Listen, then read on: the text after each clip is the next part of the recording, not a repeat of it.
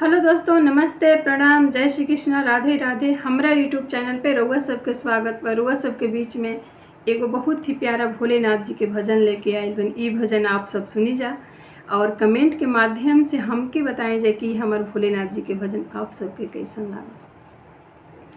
हम त शिवाजी के जाटा में नहैले बानी हो,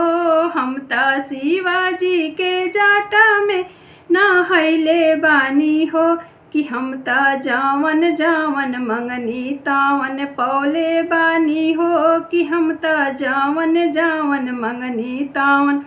पौले बानी हो, कि हम त शिवाजी के जाटा में नहैले बानी हो, कि हम त शिवाजी के जाटा में नहैले बानी हो, कि हम त जावन जावन मंगनी तावन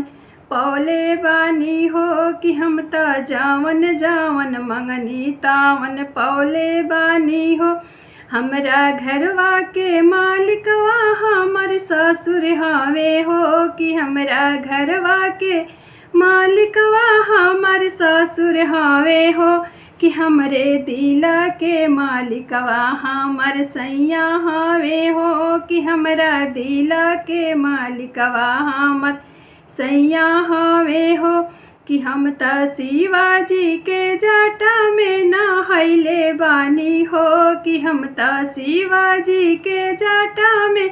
नहैले बानी हो, कि जावन मंगले बानी तावन तावन पौले बानी हो, कि हम त जावन जावन मंगनी तावन